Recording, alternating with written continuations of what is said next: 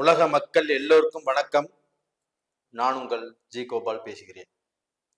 இன்னைக்கு நம்ம பேசக்கூடிய தலைப்பு என்னன்னா, வரக்கூடிய ஏப்ரல் 30ஆம் தேதிக்குள் உங்களுடைய ரணம், உங்களுடைய வேதனைகள், உங்களுடைய வலிகள் எல்லாமே தீருமா அப்படிங்கிறத பற்றி தான் இப்போ நாம் பேச போறோம். அதுவும் கடக ராசிக்காரங்களுக்கு இப்போ நாம் பேச போறோம்.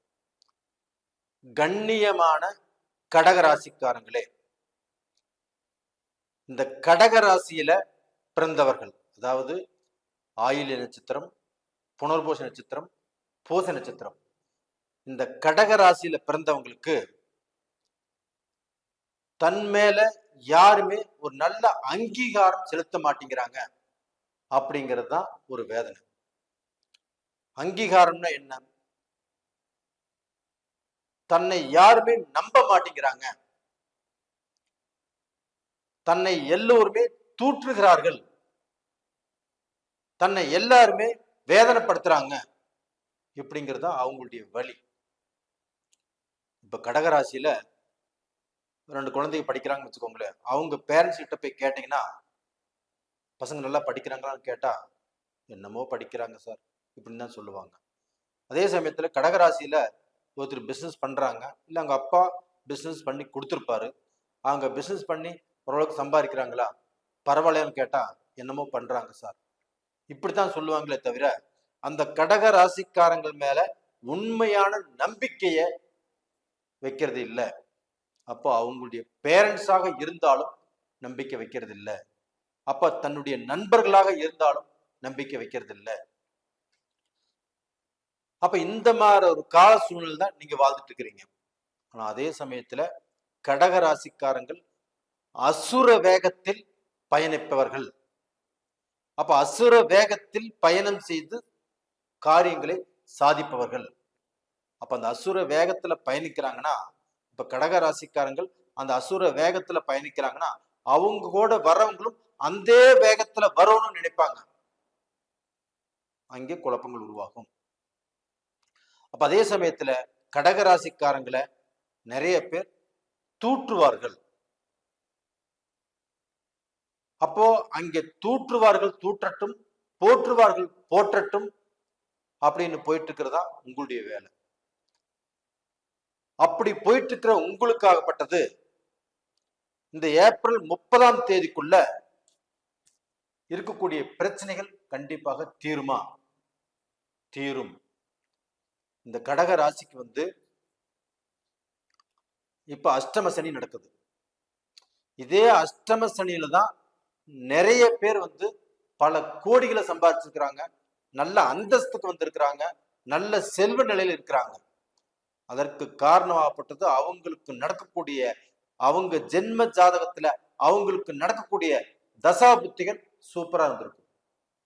இப்ப இந்த அஷ்டம சனியே நடந்தாலும் தனக்கு தசா புத்திகள் நல்லதாக நடந்து விட்டால் இந்த அஷ்டம சனி ஒன்றும் பண்ணாது. அது போக அந்த கடகராசிக்காரங்களுக்கு 10ஆம் இடத்துல குரு இருக்கிறாங்க. அப்ப அந்த 10ஆம் இடத்துல இருக்கக்கூடிய அந்த குரு பகவான் ஆகப்பட்டது, அந்த 10ஆம் இடத்துல குரு இருக்கக்கூடிய நிலையை பார்க்க வேண்டாம், அந்த குரு பார்க்கக்கூடிய இடங்கள் உங்களுடைய ராசிக்கு 2ஆம் இடத்தை பார்க்குது, 4ஆம் இடத்தை பார்க்குது, 6ஆம் இடத்தை பார்க்குது.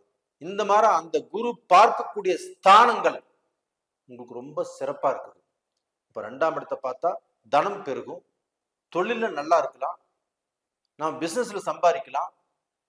அப்ப கடந்த காலங்கள்ல நம்ம எவ்வளவோ கஷ்டப்பட்டு ஒரு பிசினஸ் பண்ணி அந்த பிசினஸ் நம்ம செட் ஆகாம, அந்த பிசினஸ்ல நம்ம வளர முடியாமல், ஒரு தொழில்ல நல்லா வேலை செஞ்சு அந்த வேலையில திருப்தியா இல்லாம, அந்த வேலையில இடமாற்றங்கள் கிடைக்காம, அந்த வேலையில ஏமாற்றங்கள் அடைஞ்சு அந்த வேலையை விட்டு கூட தூக்கிட்டாங்க.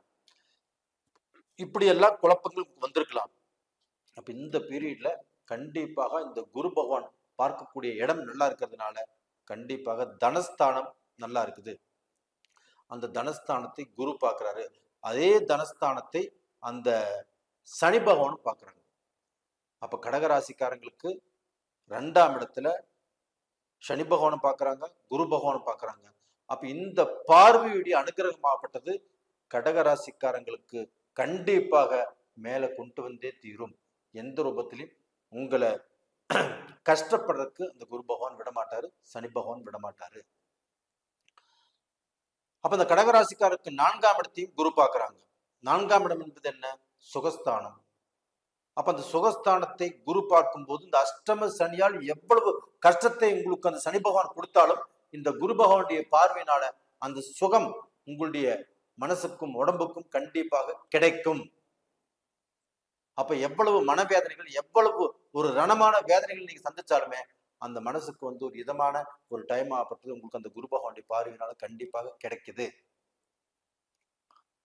அதே சமயத்துல உங்களுக்கு இந்த ரண ரோகம், அந்த கடன் பிரச்சனை, அப்ப அந்த கடன் பிரச்சனையிலிருந்து விடுதலை ஆகக்கூடிய அளவுக்கு வாய்ப்புகள், அந்த நோயிலிருந்து விடுதலை ஆகக்கூடிய அளவுக்கு வாய்ப்புகள், இந்த மாதிரி அமைப்பு அந்த குரு பகவான் 6ஆம் இடத்தை பார்க்கறதுனால கிடைக்குது. அப்ப நீங்க கடன் பட மாட்டீங்க, கஷ்டப்பட மாட்டீங்க, அந்த கஷ்டத்திலிருந்து விடுதலை ஆவீங்க. இந்த அஷ்டம சனியால் கண்டிப்பாக உங்களுக்கு ஜென்ம ஜாதகத்தில் தசாபுத்திகள் நல்லா நடந்துச்சுன்னா கண்டிப்பா எந்த ஒரு குறையும் வராது. எப்பவுமே கடகராசியில பிறந்தவங்க எப்பேற்பட்ட சூழ்நிலை வந்தாலும், எப்பேற்பட்ட பிரச்சனைகள் வந்தாலும் அதை ரொம்ப பெருசா எடுத்துக்காமல், ரொம்ப உள் மனசுக்குள்ள போட்டு வேதனைப்படாமல், வர்றது வரட்டும், வந்தது வரட்டும், வெந்தது சாப்பிடலாம் அப்படின்னு நின்று நிதானமாக யோசனை செய்து வாழ்க்கையில முன்னுக்கு வர்றவங்க. அப்ப நீங்க கவலையே பட வேண்டியதில்லை. உங்களுடைய வாழ்க்கையில இந்த ஏப்ரல் 30ஆம் தேதிக்குள்ள நீங்க பட்ட கஷ்டத்துக்கு எல்லாமே பரிகாரம் கிடைக்க போகிறது. உங்களுக்கு 9ஆம் இடத்துல இருக்கக்கூடிய அந்த ராகு பகவானும் நல்லதை செய்ய போகிறார். அந்த ராகு பகவானுடைய அனுகிரகமாகப்பட்டது உங்களுக்கு 7ஆம் பார்வையாக உங்களுடைய ராசிக்கு 3ஆம் இடத்தை பார்க்கறதுனால கண்டிப்பாக உங்களுடைய முயற்சிகள் திருவினையாகும். உங்களுடைய முயற்சிகளுக்கு வெற்றி கொடுக்கும். இது மாதிரி அமைப்பு உங்களுக்கு இருக்குது. இந்த கடகராசியில பிறந்த ஆண்களாகட்டும் பெண்களாகட்டும் பல சோதனைகளுக்கும் பல குழப்பங்களுக்கும் பல குடும்ப கஷ்டங்களுக்கும் ஆளை இருந்தா கூட அந்த கஷ்டத்திலிருந்து விலகி நீங்க நல்ல நிலைமைக்கு நீங்கள் சாதிக்க பிறந்தவர்கள், நீங்கள் ஆள பிறந்தவர்கள். உங்களை பார்த்து யார் எல்லாமே உங்களை விட்டு உங்களுக்கு தெரியாமல் உங்களை பத்தி சாடி சொல்றாங்களோ, நீங்க எதுக்குமே ஆக மாட்டான்னு நினைக்கிறாங்களோ, நீங்க வளர்ச்சி அடைய மாட்டேன்னு நினைக்கிறாங்களோ, அது எல்லாமே அவங்க சொல்லிட்டு போறாங்க. அப்போ அதை பொறுத்திருந்து பாருங்க. நீங்க தான் சாதிக்க போறீங்க, நீங்க சம்பாதிக்க போறீங்க, நீங்க கடன்ல இருந்து விடுதலை அடைய போறீங்க. உங்களுக்கு சுபகாரியங்கள் கண்டிப்பாக நடப்பதற்குண்டான வாய்ப்புகள் இருக்குது. இந்த குரு பயிற்சி வருது. அந்த குரு பயிற்சியுமே உங்களுக்கு நல்லதாக அமையும். அந்த குரு பயிற்சியில மே 1ஆம் தேதி குரு பயிற்சி வருதுன்னா கடகராசிக்காரங்களுக்கு அந்த குரு பயிற்சிக்கு முன்னாடியே நீங்க தயாராகிருவீங்க. அப்ப அந்த குரு பயிற்சியில ஒண்ணுமே நல்லா வர போறீங்க.